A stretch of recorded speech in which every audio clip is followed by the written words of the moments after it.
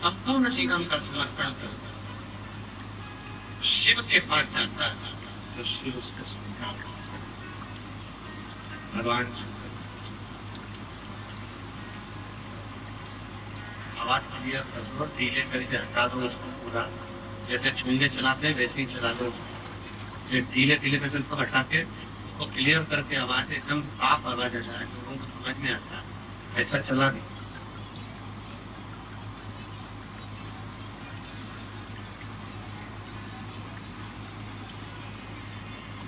एक बंदूक रखने वाला होता है,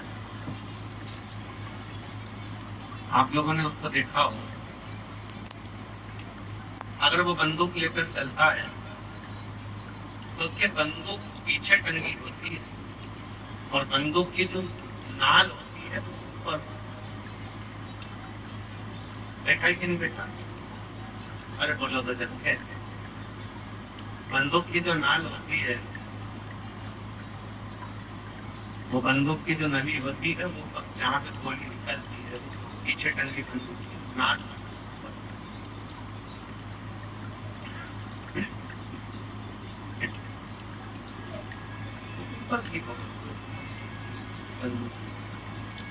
क्यों? क्या कारण होता है उसको मालूम है। सामने रखूंगा, भूल से चल गई तो कहीं का निकट जाए। दाएं पांव में रखूंगा तो भी दिक्कत हो सकती, पीछे रखूंगा तो भी दिक्कत हो सकती, नीचे रखूंगा तो भी दिक्कत हो सकती, और ऊपर रखूंगा ना तो कोई दिक्कत नहीं है। जैसे बंदूक रखने वाले को भी मालूम है कि बंदूक की नाक पर रखो क्योंकि वो सब संभाल लेगा, उसी तरह अपने जीवन में अपनी दृष्टि को, मन को शिव के चरणों में रखो तो सब कुछ संभाल लेगा।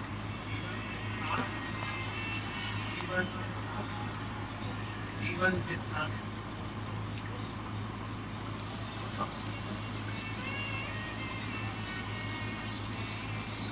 शरण में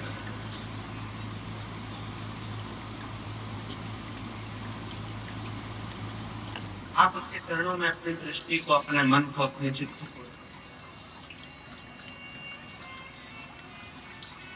ब्रह्मदेव के मन में एक संशय आ गया। ब्रह्मा जी ने कहा ये सृष्टि का रचना करता मैं, ये जो कुछ भी कर रहा हूं सब नहीं करता।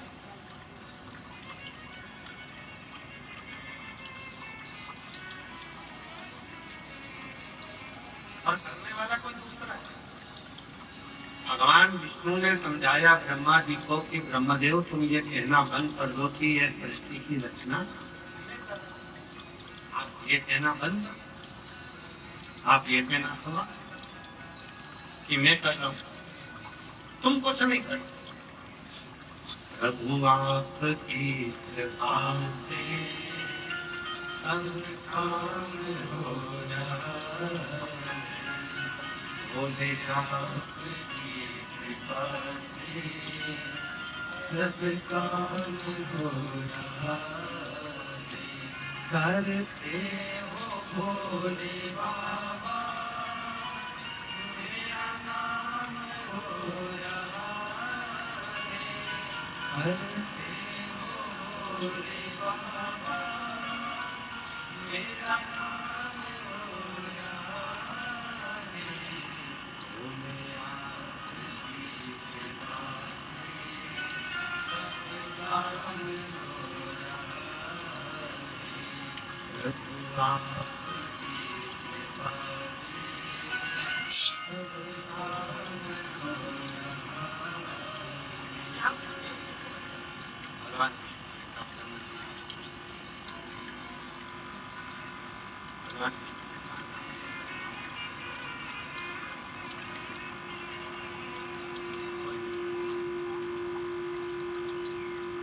भगवान कृष्ण के मुख से निकला अगर कोई कर रहा है,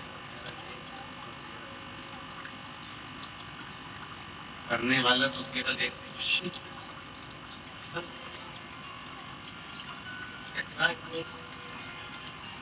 ब्रह्मा जी माने, ब्रह्मा जी के मन में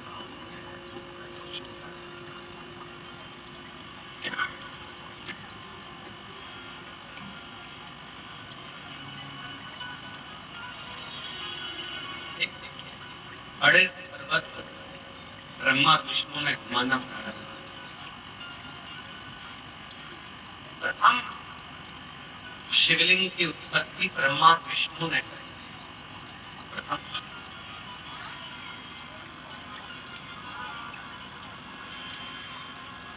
कई लोग कहते हैं कि शंकर जी की पूजन केवल हम करते हैं। नहीं, ब्रह्म का त्याग करो। कोई कहे शिव जी की पूजन ब्राह्मण को करना चाहिए, कोई कहता है शिव जी की पूजन क्षत्रिय को करना चाहिए, कोई कहता है शिव जी की पूजन वैश्य को करना चाहिए, कोई कहता है शिव जी की पूजन शूद्र को करना चाहिए। शिव महापुराण की कथा कहती है कोई ऐसा धर्म नहीं, कोई ऐसा वर्ण नहीं और कोई ऐसा जीव नहीं जो शिव को नहीं भगवान शंकर की स्थापना।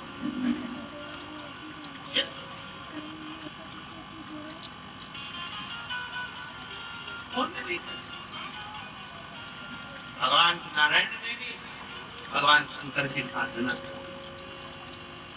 भगवान ब्रह्मा जी ने भी भगवान विष्णु की साधना, इंद्र ने भी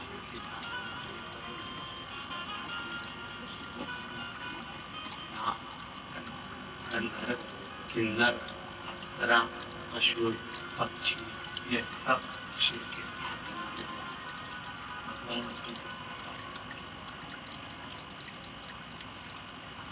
शिव उपासना में सब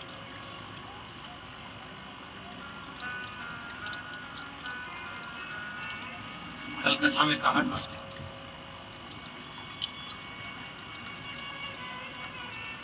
नदी का पानी इंतजार करता है समुद्र से मिलने। किसका इंतजार करता है? मौसम का।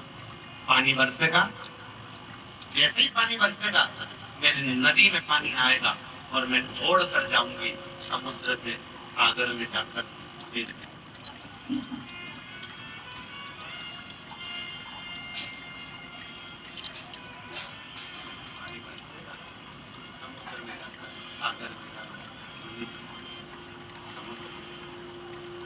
सागर में जाकर नदी का पानी मौसम का इंतजार करता है कि मौसम बनेगा, पानी आएगा और मेरे अंदर जब नदी में पानी आएगा तो मैं जाकर सागर से, समुद्र से मिल जाऊंगा। महाराज उसी तरह शिव महापुराण की कथा कहती है अगर दुख आया है, कष्ट आया है, तकलीफ आई है, परेशानी, कष्ट आ गए, कोई परेशानी आ गई तो थोड़ा इंतजार करो, श्री कृष्ण का इंतजार करो, भगवान शंकर की शरणागति का इंतजार करो। आप रोज प्रतिदिन शिव के मंदिर में जाकर एक लोटा जल चढ़ाते रहो, शंकर के मंदिर में जाकर दर्शन करते रहो, प्रदोष काल का एक दीप शिव के मंदिर में या बेलपत्री के वृक्ष के नीचे जलाते रहो। एक ना एक दिन ऐसा आएगा कि तुम्हारे जीवन के जितने दुख हैं वो अपने आप नष्ट होते चले। समान अब क्या नहीं देता शिव, क्या नहीं प्रदान करता शिव। आवाज नहीं जा रही है क्या? बीच में पंडालों में आवाज नहीं है, पब्लिक चिल्ला रही है, तुम लोगों को सूझी नहीं पड़ रहा है। एलईडी वालों से निवेदन है एलईडी चलाएं, एलईडी नहीं चल रही है।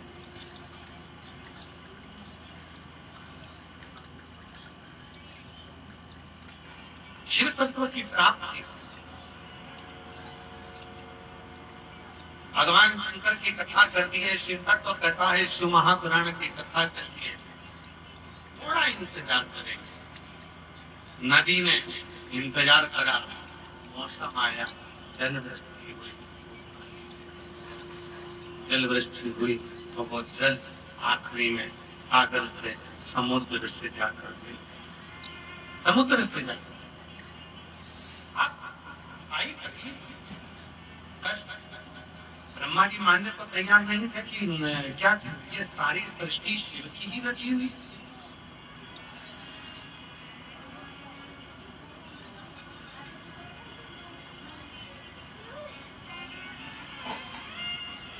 क्या ये पूरी सृष्टि शिव की ही रचना? ये मानने को तैयार मान एक बड़े से पर्वत का दर्शन करना प्रारंभ करा, उसको घुमाना प्रारंभ करा, और जो घुमाना प्रारंभ करा तो एक शिवलिंग की आकृति भगवान शंकर का एक शिवलिंग प्रकट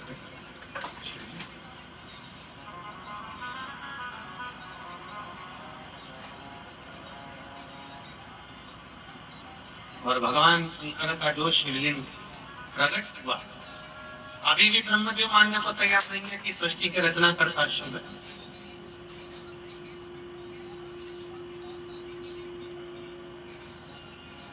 जैसे वो प्रयागराज में कथा सुनने वाली जीजी ने कहा कि मैं विश्वास नहीं करती, भरोसा नहीं करती,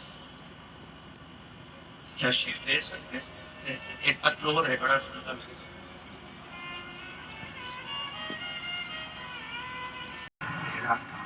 तुम उसके दरवाजे तक जाते रहोगे, जाते रहोगे, जाते रहोगे, वो हाथ पकड़ते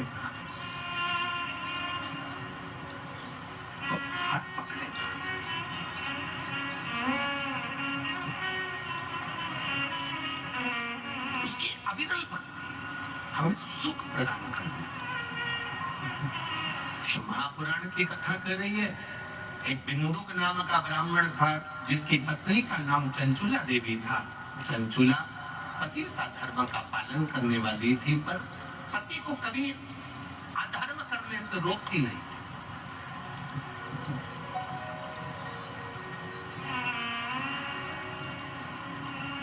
पति को धर्म पत्नी बल प्रदान करती। पति अगर कर्जे में डूबा है और उसके मन में आ रहा है कि मैं मर जाऊंगा, पति अगर दुख में है, पति कहता है कि मैं ये कर लूंगा, धर्म पत्नी होगी तो बल दे देगी। धर्म पत्नी होगी तो कह देगी कोई मरने की जरूरत नहीं है, फालतू इधर उधर जाने की जरूरत नहीं है, टेंशन मत लो, सब अच्छा होगा, भोलेनाथ जी बैठा है, सब करेगा। धर्म पत्नी में और पत्नी में जमीन और आसमान का अंतर होता है। धर्म पत्नी और पत्नी जमीन और आसमान का अंतर है। धर्म पत्नी पति को धर्म के पथ पर ले जाती है। धर्म पत्नी पति को शिव महापुराण की कथा तक 7 दिन में से 1 दिन लेकर आ ही जाती है, और धर्म पत्नी अपने पति को मंदिर तक पहुंचाती है। धर्म पत्नी अपने पति को मंदिर तक पहुंचा देती है। कमाकर कौन ला रहा है? पति। दुकान पर कौन बैठ रहा है? पति। नौकरी कौन कर रहा है? पति। व्यापार कौन कर रहा है? पति। जॉब कौन कर रहा है? पति। पत्नी घर के अंदर है, पति नौकरी करेगा, जॉब करेगा, काम करेगा, व्यापार करेगा, व्यवसाय करेगा। अगर उसको घर चलाना है, अगर उसको परिवार चलाना है, उसको अपना परिवार चलाना है, पत्नी बच्चों को, माता पिता को, आदिक परिवार को उसको आगे बढ़ाना है, तो ऐसा कोई पति नहीं होगा जो झूठ नहीं बोलेगा, जो बेईमानी नहीं करेगा, जो प्रपंच नहीं करेगा, जो झूठ प्रपंच ना करता। ऐसा कोई पति नहीं हो सकता। दुकान पर बैठेगा तो 1 रुपए की चीज 3 रुपए में, 2 रुपए में बढ़ाकर 4 रुपए में बढ़ाकर देगा। नौकरी करेगा तो भी 1-2 रुपया कहीं ना कहीं से कमाने का सोचेगा ही। ऐसा कोई नहीं संसार में। पति को अपना घर चलाना है, अपना परिवार चलाना है, अपनी पत्नी, अपने बच्चों को अच्छा रखना है, तो उसको कहीं ना कहीं से झूठ बोलना ही पड़ेगा। हम अगर आपसे कह दें कि आप अपने पति से कहो कि झूठ नहीं बोलो, तो तुम्हारा पति हमारी कहना नहीं मानेगा। हम आपसे इतना कहते हैं कि वो उसका काम है व्यापार करना, उसका काम है सर्विस करना, उसका काम है नौकरी करना, उसका काम है घर को संभालना, उसका काम है घर में कोई भूखा न सोए, उसकी व्यवस्था पति को करना पड़ती है। तो धर्म पत्नी का फर्ज है कि पति के हाथ में 1 लोटा जल भर कर दे और कहे शंकर जी के मंदिर तक जाओ। क्यों? क्योंकि ये जो तुम झूठ बोलते हो, तुम कमा कर लाते हो, तुम्हारी कमाई का भोग, तुम जो कमा कर लाते हो, तुम जैसे कमा कर लाते हो, उस कमाई का भोग तुम्हारी पत्नी भी भोगेगी, तुम्हारे बच्चे भी भोगेंगे, तुम्हारे माता पिता भी भोगेंगे, तुम्हारी बहन भी भोगेगी, तुम्हारा भाई भी भोगेगा, तुम्हारा परिवार भी भोगेगा। तुमने जो कमाया उसका भोग तुम्हारा पूरा परिवार भोगता है। और किस तरह से कमाया, कितना झूठ बोलकर, कितना प्रपंच करकर, कितना गलत करकर, किस तरह से कमाया, उसका भोग न पत्नी भोगेगी, न बच्चे भोगेंगे, न परिवार भोगेगा, उसका भोग तुम्हें अकेले को भोगना पड़ेगा। इसलिए धर्म पत्नी का फर्ज है एक लोटा जल देकर शंकर के मंदिर में भेजे, क्योंकि वो अगर थोड़ा झूठ बोल भी लेता है, मेरे महादेव को जल चढ़ाने से उसके पाप समाप्त हो जाए, और वो जब जाए तो उसको भी सुख का अनुभव हो। ये धर्म पत्नी का लक्ष्य है।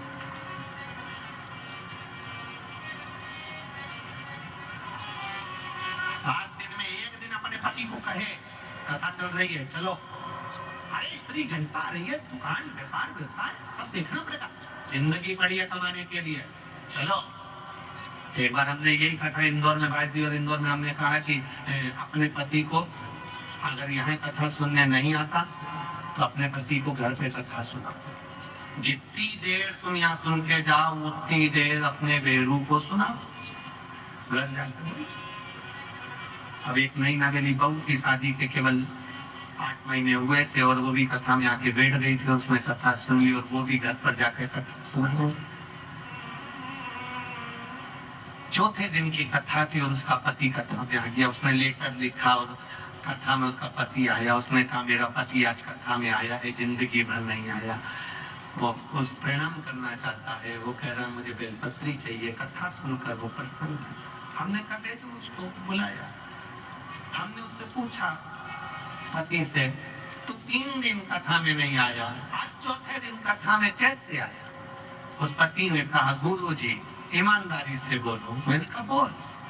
वो बोला रात्रि में 9 बजे से 12 बजे तक सुनने से अच्छा है दिन में 2 बजे से 5 बजे तक सुनने, क्योंकि ये पूरी रात बैठ के कथा ही सुनाती रहती है। सियोर वाले महाराज जी ने ऐसा बोला था, सियोर वाले महाराज जी ने ऐसी कथा सुनाई थी, आज देवराज की कथा कही थी, बिंदु की कथा कही थी। मैं मोबाइल देखूं तो उठा के धर दे, कथा तो सुन लो। पूरी रात को 9 बजे से 12 बजे तक 3 घंटे की कथा सुनाती है, तो मैंने भी सोच लिया रात को सुनने से अच्छा है दिन में चले जाऊंगा। आप भी निवेदन है 7 दिन की कथा में अपने पति को जितनी कथा आपको याद रहे, परिवार को, कुटुंब को, मोहल्ले को, रिश्तेदारों को, यहाँ से जाते जाते घर पे बैठकर कथा का स्मरण करिए। आज हमने ये सुना अपने जीवन में उतारना है। पति से भी कहो मैंने कथा में ही सुना था, रोटी बनाते बनाते, भोजन बनाते बनाते कथा का मनन चिंतन करो। जब पूरे घर में कथा की चर्चा चलती रहेगी, स्मरण चलता रहेगा, तो शंकर जी को लगेगा ये मेरा परिवार है और मेरा परिवार है, तो उस पर कृपा की दृष्टि मेरा शिव करेगी देगा, वो करेगा। अकाल मृत्यु वो मरे जो काम करे चंडाल का, आज उसका क्या बिगाड़े जो भक्त हो महाकाल का। जो शिव का उपासक होता है वो कभी नहीं खाता।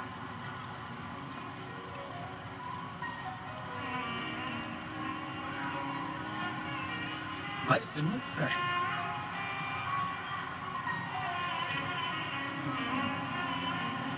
इसीलिए शिव कथा करती है, इसलिए शंकर भगवान का पावन चरित्र अपनी अपना हम तो बाबा के भरोसे। वेनपुरी वाले बड़ा समझदार हो, तुम लोग को एक गाना रखा हुआ भजन है। हम तो बाबा के भरोसे, हम तो बाबा के भरोसे, हम तो बाबा के भरोसे रहते हैं, हम तो बाबा के भरोसे, भोले बाबा के भरोसे रहते हैं, भोले बाबा के भरोसे, हम तो बाबा के भरोसे। के भरोसे, हम तो बाबा के भरोसे चलते हैं, हम तो बाबा के भरोसे चलते हैं। ये दुनिया वाले चलते हैं, ये दुनिया वाले चलते हैं, ये दुनिया वाले जलते हैं, ये दुनिया वाले जलते हैं। हम तो बाबा के भरोसे चलते हैं, हम तो बाबा के भरोसे चलते हैं। भोले बाबा के भरोसे चलते हैं, भोले बाबा के भरोसे चलते हैं। शंभो